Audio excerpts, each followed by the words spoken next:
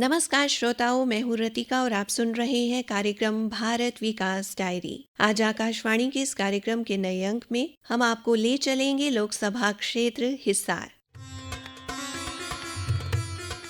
ऐतिहासिक महत्व के नगर हिसार के नाम से जाना जाता हिसार संसदीय क्षेत्र हरियाणा के दक्षिण पश्चिम में स्थित है। हरियाणा का ये प्रमुख संसदीय क्षेत्र सुर्खियों में रहने वाले उम्मीदवारों के कारण हमेशा राजनीतिक गलियारों की चर्चा में रहता है। माना जाता है कि इस संसदीय क्षेत्र का सियासी मिजाज हरियाणा के राजनीतिक रूप को प्रभावित करता है। हरियाणा के 3 बार मुख्यमंत्री रहे भजन लाल हिसार जिले के आदमपुर विधानसभा क्षेत्र से ही संबंध रखते थे। केंद्रीय इस्पात मंत्री रहे और हरियाणा की राजनीति में प्रभावशाली नेता रहे सर छोटू राम के नाती बीरेंद्र सिंह और हरियाणा के उप मुख्यमंत्री दुष्यंत चौटाला भी हिसार संसदीय क्षेत्र में अपनी पकड़ रखते हैं। आइए संसदीय क्षेत्र की रूपरेखा और गत लोकसभा चुनाव में परिणाम की जानकारी लेने के लिए चलते हैं हमारे संवाददाता के पास। हिसार हरियाणा का एक प्रमुख संसदीय क्षेत्र है। हिसार लोकसभा क्षेत्र में नई मतदाता सूची के अनुसार कुल 17,63,715 मतदाता हैं। इनमें से 9,42,184 पुरुष मतदाता हैं, जबकि 8,21,520 महिला मतदाता हैं। हिसार संसदीय क्षेत्र में 11 ट्रांसजेंडर मतदाता भी हैं। नई मतदाता सूची के अनुसार हिसार जिले में कुल 24,115 युवा वोटर्स भी हैं। हिसार संसदीय क्षेत्र में कुल 9 विधानसभा क्षेत्र शामिल हैं। इनमें हिसार, हांसी, नारनौल, आदमपुर, उकलाना, बरवाला, उचाना कलां, नलवा व बवानी खेड़ा शामिल हैं। 2019 के लोकसभा चुनाव में हिसार लोकसभा क्षेत्र में कुल मतदान 72.38% रहा था, जिसमें भारतीय जनता पार्टी के उम्मीदवार बृजेंद्र सिंह ने जीत हासिल की थी। बृजेंद्र सिंह IAS की नौकरी छोड़कर राजनीति में उतरे थे और पहली बार में ही वो लोकसभा पहुंच गए। बृजेंद्र सिंह को कुल 6,03,289 वोट प्राप्त हुए थे। उन्होंने जननायक जनता पार्टी के उम्मीदवार दुष्यंत चौटाला को 3,14,000 वोटों के भारी अंतर से हराया था। इस चुनाव में दुष्यंत चौटाला को कुल 2,89,221 वोट मिले थे। भारत विकास डायरी के लिए हिसार से सुरेंद्र कुमार। इस लोकसभा क्षेत्र में कई नए मतदाता जुड़े हैं और नई सूची के अनुसार क्षेत्र में 17.5 लाख से अधिक मतदाता हैं। आइए विस्तृत जानकारी के लिए मिलते हैं चुनाव तहसीलदार श्री जगदीप से। लोकसभा हिसार की बात करें तो लोकसभा हिसार में 9 असेंबली कॉन्स्टिट्यूएंसीज आती हैं, जिनमें 7 असेंबली कॉन्स्टिट्यूएंसीज जिला हिसार की और 1 असेंबली कॉन्स्टिट्यूएंसीज बवानी खेड़ा जिला भिवानी से और 1 जिला जींद की उचाना कला। अगर हम कुल मतदाताओं की बात करें तो हमारे पास पूरे लोकसभा में 22/1/2024 को अंतिम रूप से प्रकाशित मतदाता सूची के अनुसार 17,63,715 मतदाता हैं, जिनमें 9,42,184 मेल और 8,21,520 फीमेल हैं और हमारे पास 11 इसमें ट्रांसजेंडर्स हैं। और अगर हम बात करें पिछले लोकसभा में वोटर टर्नआउट की तो हिसार लोकसभा में कुल मतदान प्रतिशत 72.38 रहा था और जिसमें हमारे विधानसभा सेगमेंट 52 हिसार में सबसे कम 66.70 और हमारे विधानसभा सेगमेंट आदमपुर में सबसे ज्यादा 77.74% मतदान हुआ था।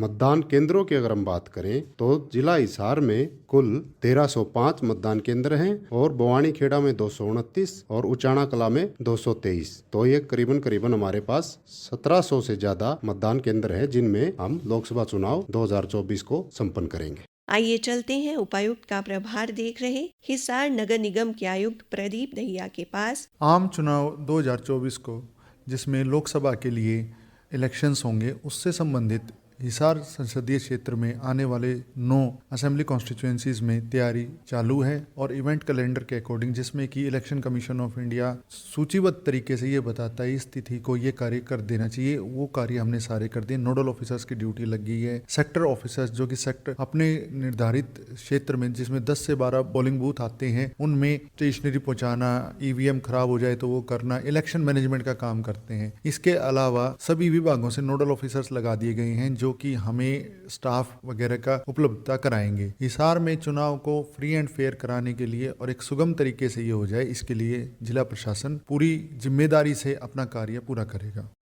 हम हिसार लोकसभा क्षेत्र में पहली बार मताधिकार का प्रयोग करने जा रहे युवा मतदाताओं से भी मिले। उनमें मतदान को लेकर काफी उत्सुकता देखी गई। आइए बात करते हैं कुछ युवा मतदाताओं से। मेरा नाम तनीषा है और मैं इस वर्ष 19 साल की हो गई हूँ। इस वर्ष होने वाले जनरल इलेक्शन को लेकर मैं बहुत एक्साइटेड हूँ क्योंकि मैं पहली बार वोट डालने जा रही हूँ और मुझे ऐसा लगता है कि हमें उसी को वोट डालनी चाहिए जो हमारी जनता की समस्या को समझे और हमारे भारत के लिए कोई योगदान करे। मेरा नाम अनुराग है। मैं 18 साल का हो चुका हूँ। इट मीन्स कि मैं एलिजिबल हूँ वोट करने के लिए और रिसेंटली ही मेरा वोटर आईडी कार्ड बनाया है। तो मैं काफ़ी एक्साइटेड हूँ इस बार इलेक्शन में वोट करने के लिए और मैं किसी ऐसे लीडर को वोट करना चाहता हूँ, किसी ऐसी पार्टी को जो मेरी नीड्स को पूरा करे। मेरी नीड्स जैसे कि रोजगार, महंगाई पर कंट्रोल और हमें अच्छी शिक्षा मिले, हमें आगे काफ़ी मौके मिले ग्रो करने के लिए, आगे बढ़ने के लिए। मेरा नाम आयुषी है और इस वर्ष होने वाले जनरल इलेक्शन को लेकर मैं बहुत ज़्यादा एक्साइटेड हूँ क्योंकि इस वर्ष जो जनरल इलेक्शन होंगे उसमें मैं पहली बार वोट डालूंगी। मेरा नाम निकिता है और मैं 18+ हो चुकी हूँ और मुझे मौका मिल रहा है वोट डालने का।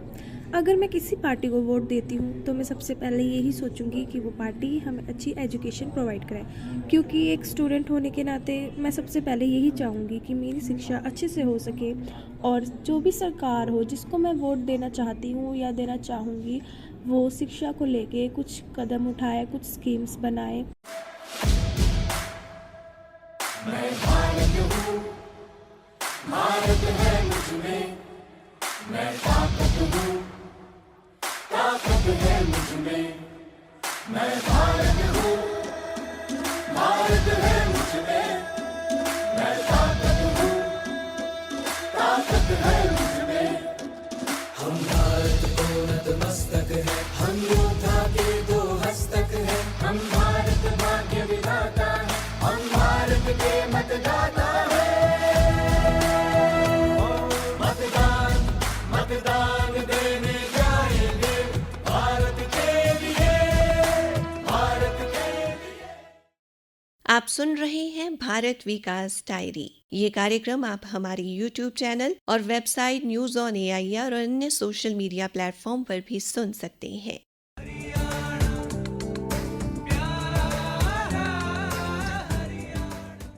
हिसार लोकसभा क्षेत्र में गत 10 वर्षों में अभूतपूर्व विकास हुआ है। सड़क विकास को लेकर इस संसदीय क्षेत्र में काफी काम हुआ है और बहुत सी परियोजनाएं प्रगति पर है। हिसार के सोरखी में राष्ट्रीय राजमार्ग 9 पर फ्लाईओवर के निर्माण सहित कई बड़े विकास कार्य करवाए गए हैं। हिसार में फ्लाईओवर बनने से लोगों को जाम से मुक्ति मिली है। संसदीय क्षेत्र में जिला ग्रामीण विकास एजेंसी ने भी कई विकास कार्य करवाए हैं और विकास से जुड़ी सभी योजनाओं को प्रमुखता से लागू किया गया है। आइए चलते हैं उपायुक्त का प्रभार देख रहे हिसार नगर निगम के आयुक्त प्रदीप दहिया के पास और उनसे जानते हैं हिसार संसदीय क्षेत्र की विकास गाथा।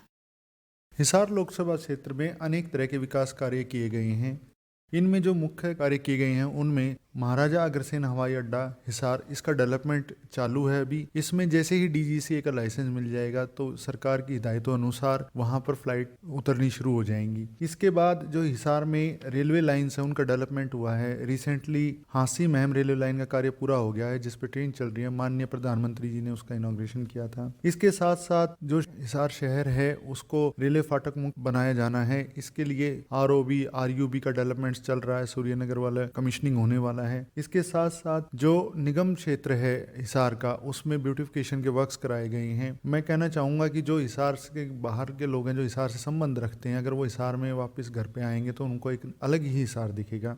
नगर निगम हिसार शहर में कई फ्लाईओवर प्लान कर रहा है जिनके तहत ट्रैफिक मैनेजमेंट को और अच्छा किया जाएगा। इसके साथ साथ 7 रोड वाली लैंड पर इंटीग्रेटेड स्पोर्ट्स कॉम्प्लेक्स का डेवलपमेंट किया जाएगा। अब रिसेंटली सरकार ने बजट सेशन में हिसार मेट्रोपॉलिटन डेवलपमेंट अथॉरिटी का गठन किया है जिसको 100 करोड़ अलॉट कर दिए गए हैं। आने वाले समय में ये अथॉरिटी भी एक इंटीग्रेटेड मैनर में हिसार और आसपास के क्षेत्र का डेवलपमेंट करेगी जिससे कि हिसार शहर को एक मेट्रोपॉलिटन सिटी की पहचान मिलेगी। ये हरियाणा में 5वीं ऐसी अथॉरिटी बन रही है, गुड़गांव, फरीदाबाद, पंचकुला, सोनीपत के बाद हिसार में। तो इससे ये साबित होता है कि जो हिसार को एक सरकार के प्रेफरेंस पे डिस्ट्रिक्ट को माना गया है और जिसमें डेवलपमेंट के लिए सरकार कार्य कर रही है। हमने हिसार संसदीय क्षेत्र में कई लोगों से भी मुलाकात की। आइए मिलते हैं विकास कार्यों के साक्षी नागरिकों से। केंद्र सरकार ने वैसे तो बहुत कार्य करे हैं, पर मुझे सबसे बढ़िया कार्य अपनी सड़कों का लगा, जिसमें पहले और अब दिन रात का फर्क हो रहा है। हिसार से दिल्ली जाने में टाइम लगता था, सिंगल रोड था, दिक्कत आती थी। अब घर से निकलो और 2.5 घंटे बाद दिल्ली। आसपास इतने रोड बन चुके हैं, चंडीगढ़ जाना हो, राजस्थान की तरफ जाना हो, पंजाब की तरफ जाना हो, यहाँ घर से निकले और फटाफट अपने हाईवे से होते हुए अपने जहाँ जाना है वहाँ आराम से पहुँच जाते हैं। हाईवे इतने साफ सुथरे हैं जिससे कि जैसे कोई दिक्कत नहीं आती है। अब सुनने में आया कि एक रिंग रोड बनेगा हिसार के चारों तरफ, जिससे ट्रैफिक भी कम हो जाएगी और सुविधा इतनी जल्दी हो जाएगी कि हमें जहाँ जाना है वहाँ जल्दी से जल्दी पहुँच पाएंगे। तो मैं तो मोदी जी के बारे में और क्या बोलूँ, उन्होंने इतने अच्छे अच्छे कार्य करके हैं। मैंने तो सबसे बढ़िया यही लगा कि रोड ऐसा है, दिल्ली, चंडीगढ़, राजस्थान वाला, सिरसा वाला, और अपने यहाँ से मुंबई भी जाना हो तो भी इतना जबरदस्त रोड बनाया गया है। और वहाँ पे जो नया उद्घाटन करा है वो तो देखने योग्य है, बहुत ही बढ़िया। हिसार एयरपोर्ट पे बहुत सारे काम चल रहे हैं कि जिला वासियों को बहुत ज़्यादा खुशी है, क्योंकि यहाँ इंटरनेशनल स्तर का एयरपोर्ट बन रहा है। इंटरनेशनल लेवल का एक रनवे तैयार किया गया है। यहाँ नाइट लैंडिंग भी होगी। जल्द ही यहाँ से हवाई जहाज जा पाएंगी और कुछ रूट फिलहाल निर्धारित कर दिए गए हैं। जल्द ही उड़ानें शुरू हो जाएंगी, से कहीं चंडीगढ़, जम्मू कश्मीर सहित दूसरे स्टेट में, जयपुर, इस तरह की जो उड़ानें हैं वो शुरू हो जाएंगी। पहले डोमेस्टिक जो एयरलाइन हैं वो शुरू होंगी, उसके बाद हो सकता है कि अभी भविष्य में प्लान कर रही है सरकार कि यहाँ कार्गो आए, उससे विकास के नए आयाम खुलेंगे, बहुत लोगों को रोजगार मिलेगा और हमारी जो एयर कनेक्टिविटी है वो बहुत आसान हो जाएगी। मेरा देश, मेरा देश, मेरा देश, मेरा देश बदल रहा है, आगे बढ़ रहा है। मेरा देश बदल रहा है, आगे बढ़ रहा है। संसदीय क्षेत्र में केंद्र व राज्य सरकार की सभी योजनाओं को तन्मयता से लागू किया गया है। हम कई योजनाओं के लाभार्थियों से मिले, आइए जानते हैं उनका अनुभव उन्हीं की जुबानी। मैं हूं मुकेश, हिसार से। और पहले ये हमारा मकान कच्चा हुआ करता, बारिश के समय बहुत टपका करता। बस मोदी सरकार की तरफ से योजना मिल रही है, तो सरकार की तरफ से हमने फार्म भरा। इस सरकार की तरफ से हमें 2.5 लाख रुपए मिले। अब हमारा मकान बढ़िया हो गया है, छत हमारी पक्की बन चुकी है। बहुत कच्चा मकान है, परिवार में 5 सदस्य हैं हम। मेरे बच्चे बहुत परेशान हो रहे थे बारिश के टाइम। आरामदायी से मोदी जी का बहुत बहुत धन्यवाद करते हैं। हमारे पक्की छत लगवा दी, ये हम खुशी से इस मकान में रह रहे हैं। हर मजदूरी करने वाला था जी, मेरे कहना तो कोई नहीं मानता। प्रधानमंत्री आवास योजना के फार्म भरे थे और हमने 1.5-2 साल के बाद सारे पैसे मिल गए। पहली किस्त 1 लाख, दूसरी फिर 1 लाख आई और फिर 50,000। मैं ओम प्रकाश। प्रधानमंत्री ने जो किसान सम्मान निधि योजना चला रखी है, उसका हमारे को बहुत ज्यादा फायदा मिल रहा है। उसमें खाद, बीज और अच्छी क्वालिटी की जो दवाइयाँ खरीदते हैं उसमें हमारे को बहुत सहायता मिलती है। मेरा नाम मनदीप है, मैं दहिवा गांव से हूँ। मैं एक किसान हूँ। पीएम किसान सम्मान निधि योजना से मेरे खाते में प्रत्येक वर्ष 6,000 रुपए आते हैं। इस योजना का मुझे बहुत लाभ मिल रहा है। इस योजना के द्वारा प्राप्त हुई धनराशि से मैं अपने घर के छोटे छोटे कामों के लिए उपयोग करता हूँ, या फिर खेत के कामों के लिए, जैसे कि खाद, बीज, दवाइयाँ आदि लाने के लिए उपयोग करता हूँ। आइए अब जानते हैं हिसार लोकसभा क्षेत्र के बारे में कुछ रोचक तथ्य। हिसार नगर प्राचीन काल से ही शौर्य, राष्ट्र प्रेम, बलिदान और देश पर मर मिटने की उच्च परंपराओं का साक्षी रहा है। यहाँ के लोगों ने खाद्यान्न क्षेत्र से लेकर रण क्षेत्र तक अपने पराक्रम और शौर्य के अनेक कीर्तिमान स्थापित किए हैं। इतिहास के अनुसार हिसार नगर की स्थापना फिरोज शाह तुगलक ने सन 1354 में की थी। हिसार फारसी का शब्द है जिसका अर्थ है किला या घेरा। सन 1354 में दिल्ली के सुल्तान फिरोज शाह तुगलक ने यहाँ जिस किले का निर्माण करवाया उसे हिसार फिरोजा यानी फिरोज का हिसार नाम से जाना गया। समय के साथ ये नगर केवल हिसार नाम से जाना जाने लगा। हिसार के बनावाली, कुनार और भिड़ाना क्षेत्र में खुदाई के दौरान पहली बार मानव सभ्यता के अवशेष मिले थे, जिससे इस क्षेत्र के पूर्व हड़प्पा काल और प्राग ऐतिहासिक काल से जुड़े होने की जानकारी मिली। हिसार किले में सम्राट अशोक के शासनकाल के समय का एक स्तंभ स्थापित है। कहा जाता है कि यह अग्रोहा से लाकर यहाँ स्थापित किया गया था। हिसार भारत का सबसे बड़ा जस्ती लोहा उत्पादक है, इसलिए इसे इस्पात का शहर भी कहा जाता है। इसी के साथ मैं रतिका आप सभी श्रोताओं से विदा लेती हूँ। कार्यक्रम सुनने के लिए आप सभी श्रोताओं का बहुत धन्यवाद। हम फिर मिलेंगे कार्यक्रम की नई कड़ी में एक नए संसदीय क्षेत्र में हुए विकास की ढेर सारी बातों और रोचक जानकारियों के साथ। श्रोताओं, आपको ये कार्यक्रम कैसा लगा? हमें हमारी ईमेल newsairchd@gmail.com पर अपनी राय जरूर भेजें। नमस्कार। प्रस्तुति अश्विनी कुमार शर्मा। प्रस्तुति सहायक नितिन कुमार।